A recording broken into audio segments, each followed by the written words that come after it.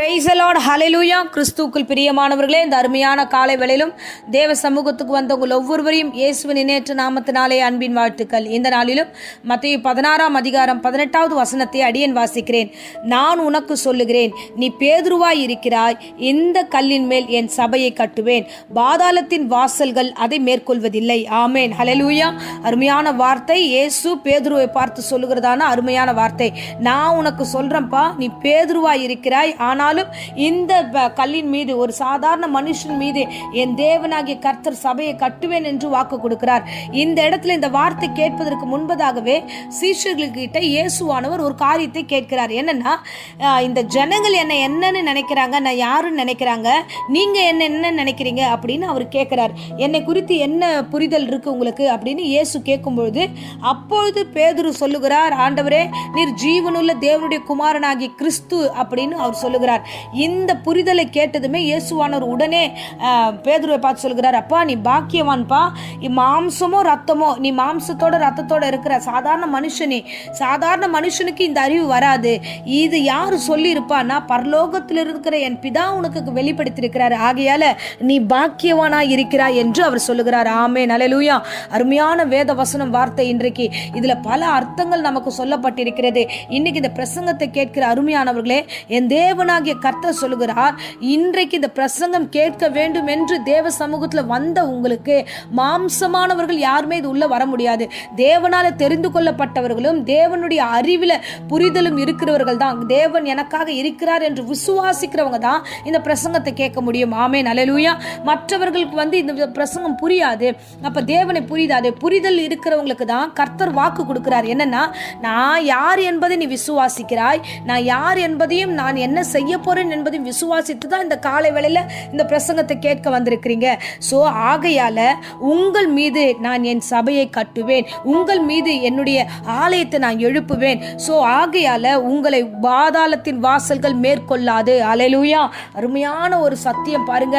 கிறிஸ்து உங்களுக்குள்ள இசைவாய் கட்டி எழுப்பப்படுகிறாய். ஆமென். இந்த மூளை கல்லாகிய கிறிஸ்து மேல நீங்க இசைவாய் கட்டி எழுப்பப்படுகிறீர்கள். இதுதான் எபேசியர்ல சொல்லப்படுகிறது. நீங்க தேவனால கட்டப்பட்டிருக்கீங்க. என்னைக்கு விசுவாசிக்க ஆரம்பிச்சிட்டீங்களோ, என்னைக்கு என் தேவன் எனக்காக யாவும் செய்வார் என்று நம்ப ஆரம்பிச்சிட்டீங்களோ, எப்படிப்பட்டவர் இயேசு கிறிஸ்து, எப்படிப்பட்டவர் எங்களுடைய வாழ்க்கையில், எங்கள் பிள்ளைகளுடைய வாழ்க்கையில், எங்களுடைய சந்ததியின் இல்ல எல்லாவற்றிலும் அவர் ஆசீர்வதிப்பார் என்று எப்பொழுது விசுவாசிக்க ஆரம்பிச்சிட்டீங்களோ, அப்பொழுதே கர்த்தர் உங்களை இசைவாய் கட்டி ஆசீர்வதித்து இந்த இடத்துல ஒரு மகிமையை காணும்படியாய் செய்வார். ஆமென், ஹல்லேலூயா. அதுதான் அவர் ஒரு வாக்கு கொடுக்கிறாரு. நான் சபையை கட்டுவேன், என் ஆலயத்தை கட்டுவேன், என் ஆலயத்தை நான் விருப்பமாய் கட்டுவேன், உங்கள் மீது ஒரு பெரிய எழுப்புதல் உள்ள காரியத்தை செய்வேன் என்று சொல்லி ஒரு வாக்கை கொடுக்கிறார். அது மாத்திரமல்ல, பாதாளத்தின் வாசல்கள் அதை மேற்கொள்வதில்லை. ஆமென், ஹல்லேலூயா. இயேசு கிறிஸ்துவை விசுவாசிக்காதவர்களை இன்றைக்கு காரியங்கள் பிசாசானவன் பாதாளத்துக்கு நேராக கொண்டு போய் கொண்டிருக்கிறான். பிசாசானவன் அறிவில்லாமல் அவங்களை யோசிக்க விடாம அவங்க அறிவை மழுங்கடித்து அவர்கள் எல்லோரையும் அவர்கள் நரகத்துக்கு கொண்டு போகிறான். ஆனா இயேசு கிறிஸ்துவை விசுவாசிக்கிற ஒவ்வொருவருக்கும் பாதாளம் மேற்கொள்ள முடியாது. ஆமென், ஹல்லேலூயா. கர்த்தர் நல்லவர், கர்த்தர் நல்லவர். எப்பொழுது விசுவாசிக்கிறோமோ அப்பொழுதே நம்ம எல்லா காரியத்திலிருந்தும் மேற்கொள்ள முடியும். ஆமென். யாக்கோப்புக்கு விரோதமான மந்திரமும் இல்லை, குறிச்சொல்லும் இல்லை. அப்படின்னா கர்த்தர் அந்த வாசல் பக்கம் விசுவாசிகளுக்கு இடமே இல்லை. நமக்கு செய்வினை பண்ணிட்டாங்க, மந்திரம் பண்ணிட்டாங்க, இவங்க ஏதோ பண்ணிட்டாங்க, இல்ல என் பக்கத்து வீட்டில் இப்படி பண்ணாங்க, யாரு எதுவுமே பண்ண முடியாது. கிறிஸ்துவை எப்பொழுது கிறிஸ்து என்று விசுவாசிக்கிறீர்களோ, எப்பொழுது ஜீவனுள்ள தேவனுடைய குமாரன் என்று விசுவாசிக்கிறீர்களோ, எப்பொழுது அந்த அறிவும் புரிதலும் உங்களுக்கு வந்து விட்டதோ, எப்பொழுது இந்த காலை வேளையில அந்த பிரசங்கத்தை கேட்கலாம், இது மூலமா கர்த்தர் நம்மை நடத்துவார் என்ற ஒரு புரிதலுக்குள்ள வந்துட்டீங்களோ, அப்பொழுதே உங்களை எந்த பாதாளத்தின் வாசல்களும் மேற்கொள்ளாது, எந்த பிசாசும் உங்களை மேற்கொள்ளாது, எந்த விதமான செய்வின மந்திர கட்டுகளும் உங்களை மேற்கொள்ளாது. கர்த்தராகி இயேசு கிறிஸ்து காலை வேளையில உங்களுக்கு ஒரு வாக்கு கொடுக்கிறார். நான் உனக்குள்ள இருந்து உன்னை இசைவாய் கட்டி எழுப்புவேன், உன் மீது ஒரு சபையை கட்டுவேன், உன்னை எடுத்து பயன்படுத்துவேன், எந்த சூழ்நிலையும் பிசாசுக்கு அதிகாரம் இல்லை, நீ பாதாளத்தின் வாசல்கள் உன்னை மேற்கொள்ள முடியாது, எந்த மரணமோ எந்த விதமான நாச மோசமோ உன் மீது ஆட்கொள்ள முடியாது என்று இன்னைக்கு காலை வேளையில கர்த்தர் சொல்கிறார். ஆமென், ஹல்லேலூயா.